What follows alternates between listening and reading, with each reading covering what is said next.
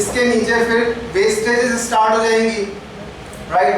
Vestiges के बाद में आपको एक सेक्शन दिया हुआ है capacity utilisation of RSF, ring spinning frame is 90%, और कैपेसिटी यूटिलाइजेशन किसी का भी नहीं दिया हुआ। जब और किसी मशीन का गिवन नहीं होता है तो उन सबका क्या लेंगे आप 100%। तो ये याद रखना, कैपेसिटी यूटिलाइजेशन आरएसएफ का दिया है, जिनका नहीं दिया सबका 100% लेना। इन्हीं के नीचे मशीन एफिशिएंसी दे रखी है, उसमें सर्च करिए ब्लो रूम का मशीन एफिशिएंसी कितना गिवन है आपको, 80%। तो 80% को कैसे लिखा जाएगा, 0.80। 80% मशीन एफिशिएंसी ब्लो रूम की नजर आ रही है, उसको लिखा गया 0.80। कैपेसिटी यूटिलाइजेशन हमें नहीं दिया हुआ है, नहीं दिया हुआ है तो क्या लेंगे 100%। 100%, 100/100 कट के क्या रह जाएगा 1। अब इस पूरी इक्वेशन को सॉल्व करिएगा और सॉल्व करके बताइए इनपुट ऑफ ब्लो रूम कितना आ रहा है हमारे पास, 1036.8 किलोग्राम। ये याद रखिएगा, ये सारी की सारी वैल्यूज किलोग्राम्स में रिप्रेजेंट करेंगी। तो ब्लो रूम का इनपुट है 1036.8 किलोग्राम।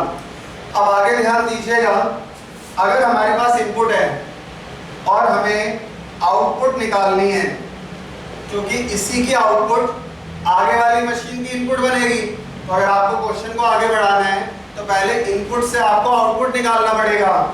और आउटपुट ऑफ ब्लो रूम कैसे आएगी, input of blow room minus wastage of blow room.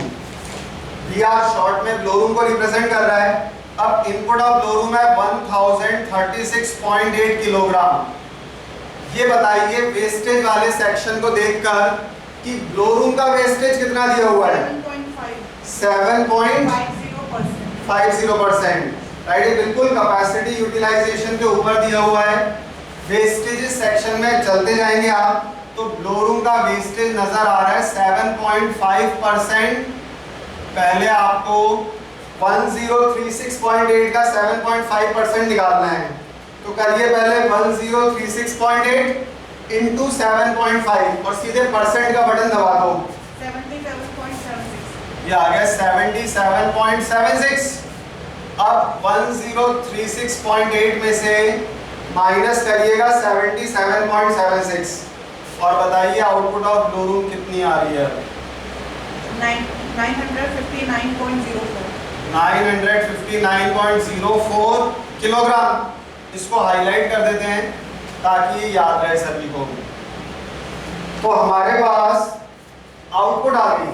Output कैसे निकलती है, इनपुट अगर 100 किलो है और आपको पता लग जाए 5% वेस्टेज है, तो 100 किलो का 5% कितना हो जाएगा 5 किलो। तो 100 माइनस 5 किया, नेट आउटपुट कितना हो गया 95 किलोग्राम।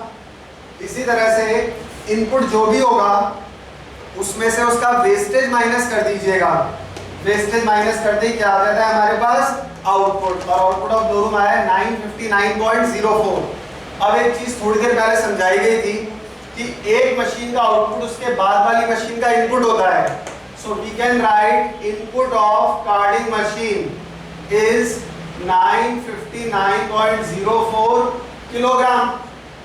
कार्डिंग मशीन का इनपुट आया है 959.04।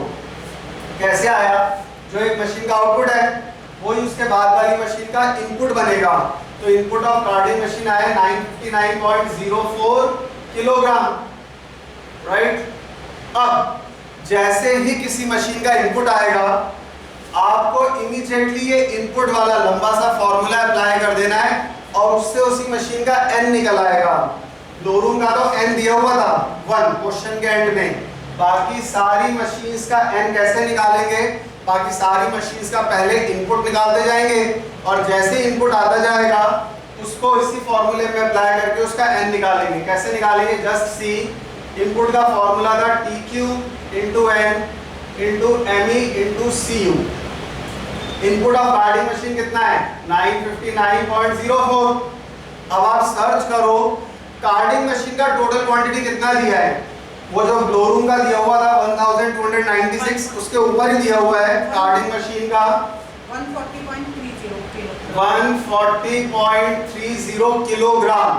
कार्डिंग मशीन का टोटल क्वांटिटी है, एन हमें पता नहीं।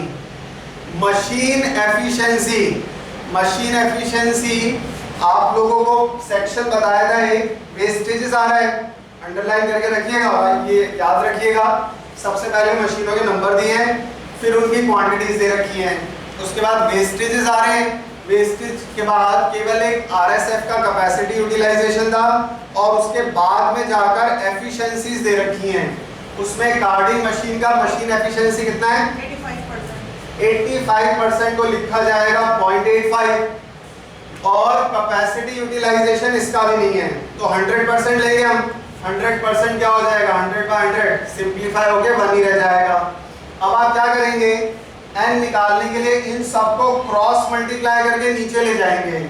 सो we can write 959.04 upon 140.3 into 0.85 is equal to n।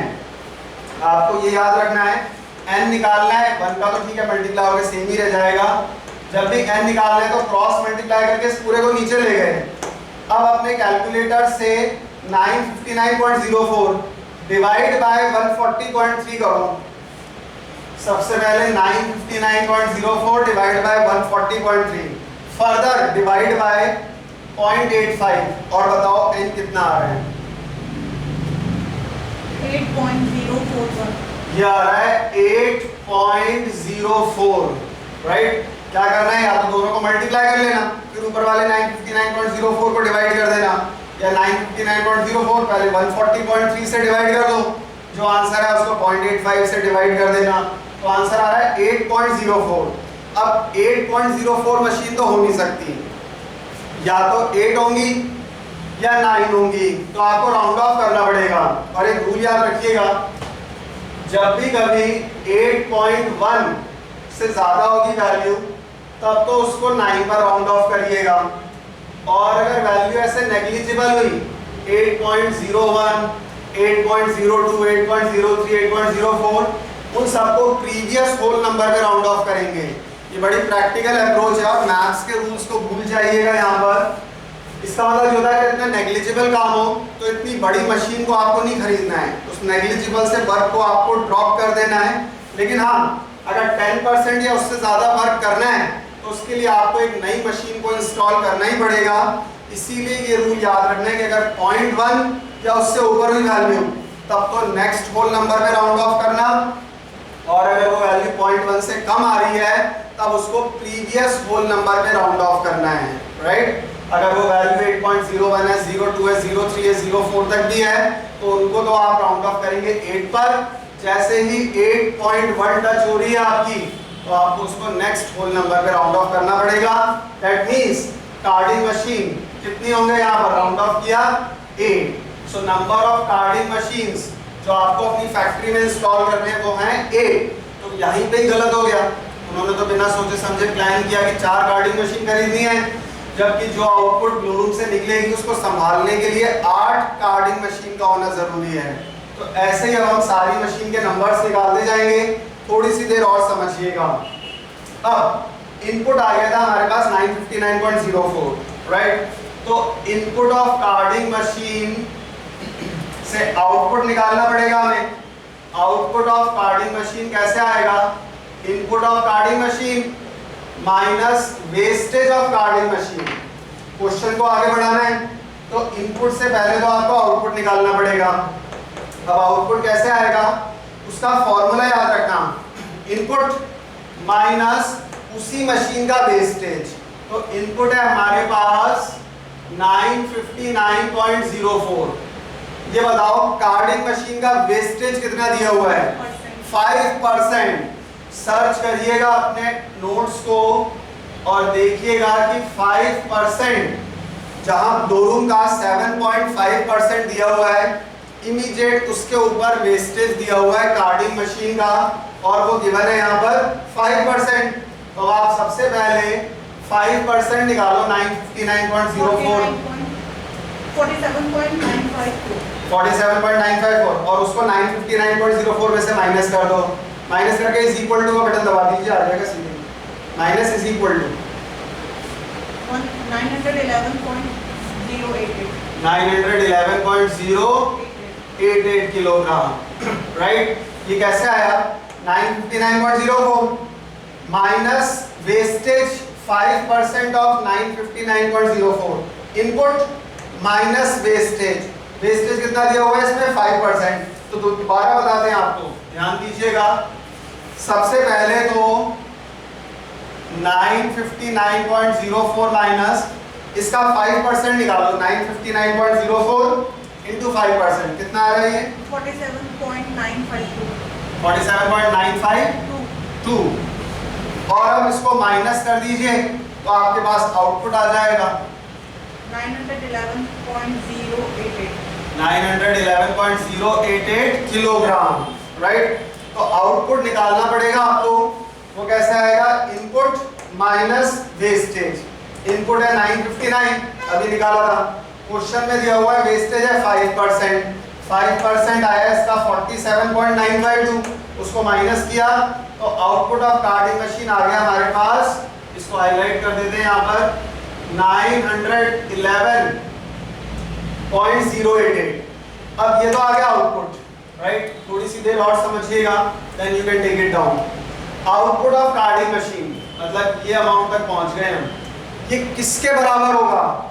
Input of draw frame के, right. So we can write input of draw frame, it is 911.088 kilogram, right. सबसे पहले ध्यान रखना है, एक मशीन का आउटपुट उसके बाद वाली मशीन का इनपुट बनेगा। इनपुट आएगा तब जाके उसका एन आएगा, फिर उस इनपुट में से उसका वेस्टेज माइनस करिएगा तो उसका आउटपुट आ जाएगा, और उस मशीन का आउटपुट फिर अगली मशीन का इनपुट बनेगा। इनपुट आते ही फिर एन आएगा और ये प्रोसेस चलता रहेगा जब तक सब मशीन के नंबर नहीं आ जाते। तो चेक करिएगा, एक बार फिर बता रहे हैं आपको, ध्यान देना कि आउटपुट ऑफ कार्डिंग मशीन निकल गया है। अब आउटपुट ऑफ कार्डिंग मशीन क्या बनेगा? इनपुट ऑफ ड्रॉ फ्रेम, ठीक है। इनपुट ऑफ ड्रॉ फ्रेम जैसे ही इनपुट आया तो आपको इमीडिएटली वो फॉर्मूला अप्लाई करना है। कौन सा? PQ into N into ME into CU, right. Input वाला फॉर्मूला अप्लाई करके N निकाल लेना है सबसे पहले। जैसे इनपुट आया वैसे ही क्लिक करना कि हमें N निकाल